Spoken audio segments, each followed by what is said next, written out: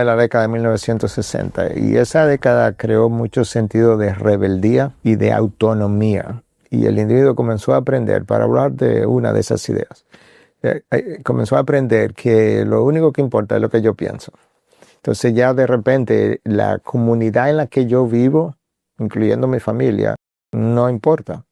Yo soy un ente aislado y yo pienso y tengo el derecho de hacer como yo quiera. Y si no, me rebelo en contra tuya porque yo no necesito respetar la autoridad. La falta de respeto a la autoridad, la falta de la necesidad de honrar incluso a personas quienes merecen honra, eso viene desde los 60, ahí donde las cosas comienzan como a cambiar. Cualquier persona en el internet También. que expresó cualquier idea y que es más o menos de su edad y que está de acuerdo con lo que tu hijo o si fuera mi hijo o quien sea, si están de acuerdo con ellos, pues esa es mi fuente de autoridad. Y ahora por eso la persona de 20 años quiere ser un influencer. Como yo no he aprendido acerca de la vida, pero yo quiero estar influenciando la vida. Entonces, pero eso es una idea.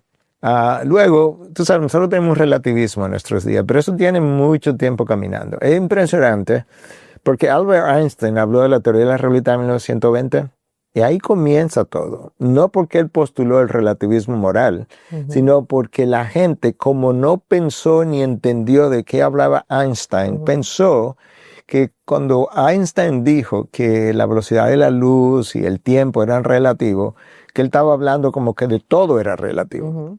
Y eso comienza a gestarse poco a poco en la sociedad, como que tú sabes que todo es relativo, hasta que nosotros llegamos a nuestros días, por así decirlo, y nos encontramos con este tiempo posmoderno.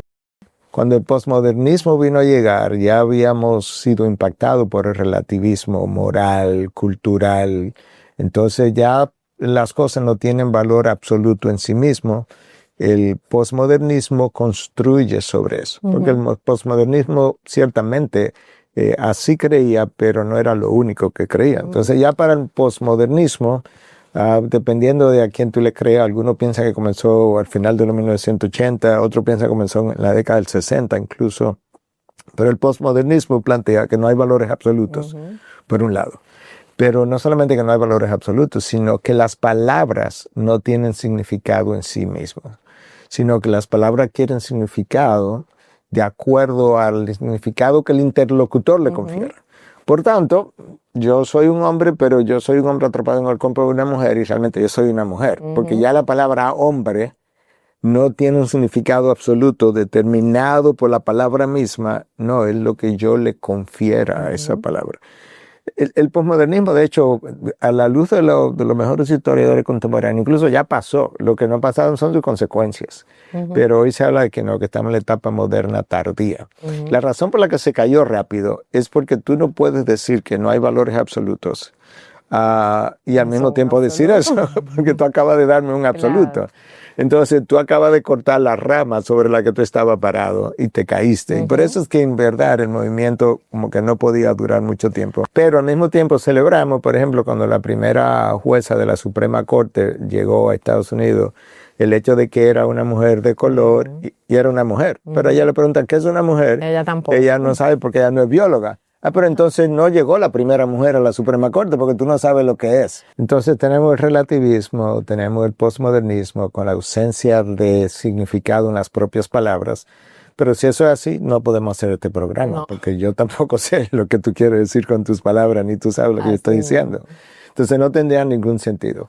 Pero yo creo que hay otras corrientes que vienen de muy lejos, quizás desde la caída del hombre, que simplemente se han acentuado ahora. Yo creo que tenemos un ser humano mucho más egocéntrico hoy en día que en tiempos atrás. Yo creo que había un sentido de comunidad en sentido general. Sí. Y yo recuerdo cuando visitas venían a la casa de mis padres querían salirse de su habitación para que usaran su habitación y una serie de cosas. Hoy en día no, eso no está. Lo que hay un sentido de molestia a esta gente ahora, uno que vive con tantos problemas y que ahora tengamos que buscar dónde que lo vamos a hospedar por esta noche. Ese sentido comunitario no existe.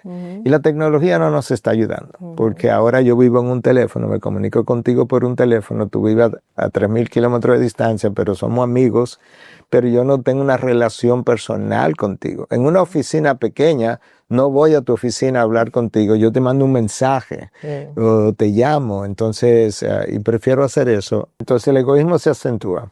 Nosotros vimos también una generación mucho más narcisista, más dedicada a los placeres que en cualquier otro tiempo, justamente porque tenemos más placeres a nuestra disposición que lo que antes podíamos tener. Y eso ha ido afectando, sobre todo a los jóvenes.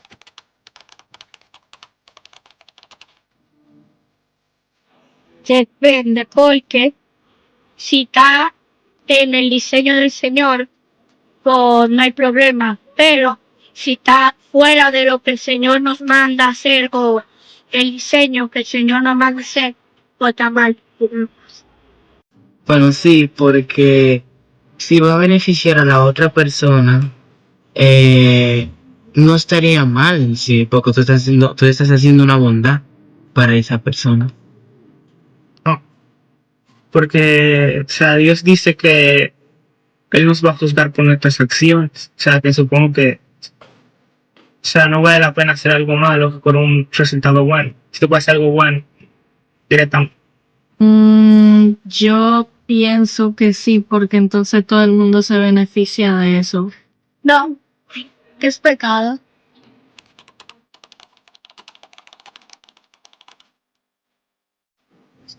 Yo creo que todos tienen una verdad, pero siempre va a haber una verdad. O sea, que yo digo que sí, que hay una verdad absoluta, pero todos pueden tener su propia verdad, o sea, no es malo.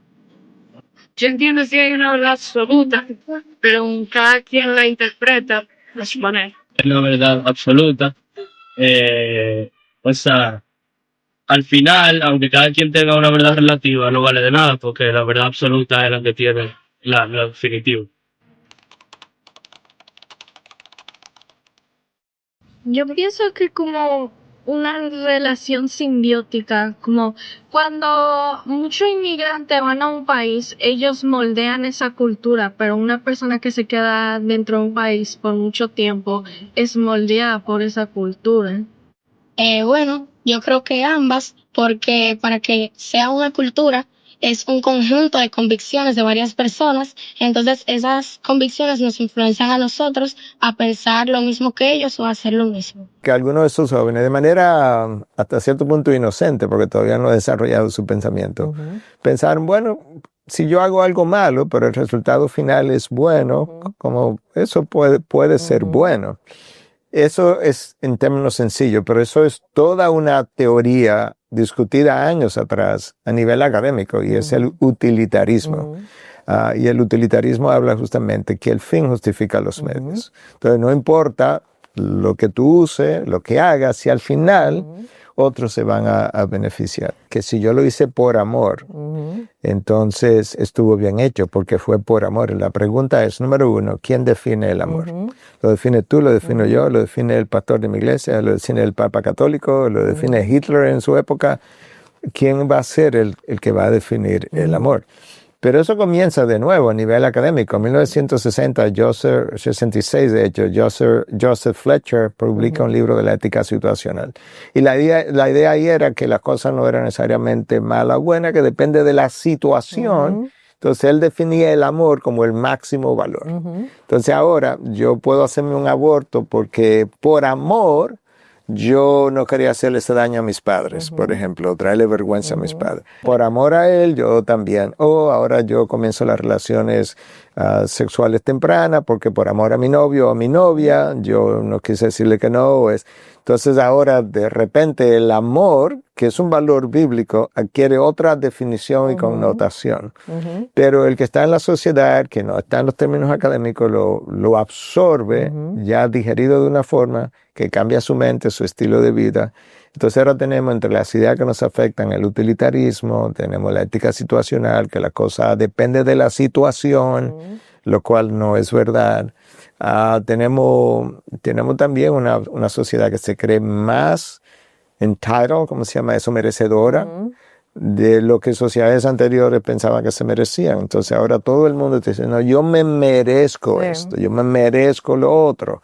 ¿Por qué? Porque yo trabajo muy duro, yo trabajo todo el año, ahora yo me merezco, sin pensar necesariamente que hay hay filtros morales, hay verdades absolutas, hay un creador que no solamente legisló, sino que legisló para tu bien. Pero lamentablemente nosotros vemos la legislación del creador como algo que impide mi libertad, que impide mi autonomía, porque al final la criatura no quiere que nadie le limite. Aun si es una fruta de un árbol, que yo tengo el planeta entero para mí, pero eso es una limitación. Piensa por un momento, Eva ni siquiera tiene una naturaleza pecadora todavía. No, El problema es que la criatura no tolera ser dependiente del creador. Y piensa que como el creador es autónomo, ella es autónoma. Y la verdad es, Nicole, que nadie es autónomo.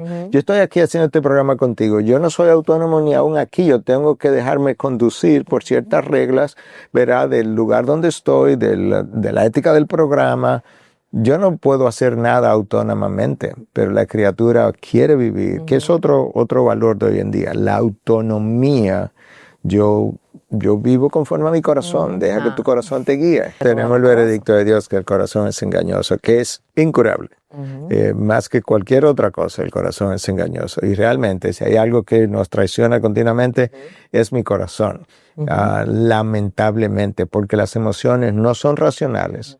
Las emociones no son ni siquiera morales, porque son simplemente cosas que yo siento. Son muy hormonalmente mediadas y también son muy pecaminosamente mediadas. Lo que yo quiero, lo que yo deseo, lo que yo pienso, lo que yo me merezco.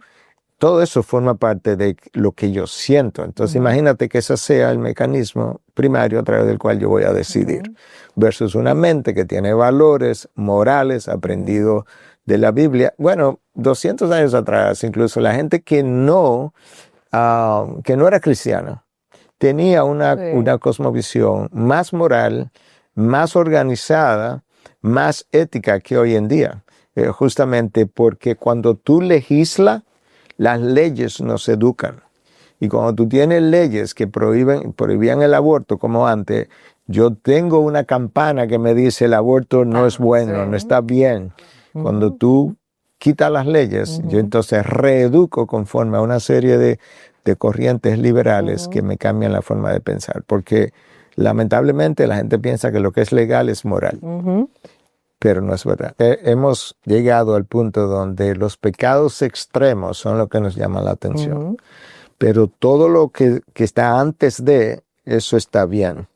Son los pecados extremos. Lamentablemente, porque hemos relativizado también lo que está bien, lo que está mal, lo que es pecado, lo que no es pecado, lamentablemente. Y yo creo que ahí donde nosotros estamos, que nosotros necesitamos ayudarle a entender que pecado no es solamente lo extremo, la violencia, la pornografía, la inmoralidad. No, esos son los extremos donde llega o ha llegado la civilización después de haber recorrido todo este camino, lamentablemente. Ahora, como nosotros llegamos ahí en todo, es cuando tú vas manejando, probablemente te has dado cuenta que a veces tú mueves el guía un poquitito nada más y el carro inmediatamente hace así. Imagínate que tú no movieras el guía más de ahí y lo dejar ahí. A los varios metros tú te has estrellado contra algo. Porque esa pequeña desviación que era, tú sabes, ínfima en un momento dado, te va sacando de donde tú venías. Y yo creo que de ahí el llamado de la palabra, que no te desvíe ni para la derecha ni para la izquierda. Dios le dice eso a Josué. Uno de los proverbios que ahora se me fue de mi mente habla de la misma cosa, de no desviarte para la derecha ni para la izquierda, justamente porque tienes que mantenerte. Una pequeña desviación, bueno, piensa en un avión que despega y se desvía medio kilómetro nada más de su ruta, espera 3 horas después para que tú veas en qué otra ciudad él terminó. Eso es como ocurren las desviaciones nuestras en la vida. Fue justamente el cambio de la verdad por la mentira lo que nos metió en problemas en el primer lugar, si no vamos al libro del Génesis. Pero el joven de hoy, bueno, y el adulto también tiene que entender que la verdad es transcultural. Lo que es verdad aquí es verdad en China.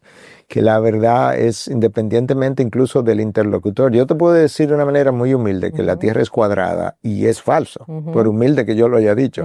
Te puedo decir de una forma muy arrogante que la Tierra es redonda y sigue siendo redonda porque la verdad no es afectada por el interlocutor, es algo que ella es en sí misma porque así Dios lo ha declarado. La verdad no cambia, es inmutable. Si fue verdad en los tiempos de Pablo, sigue siendo verdad ahora y seguirá siendo verdad en 500 años.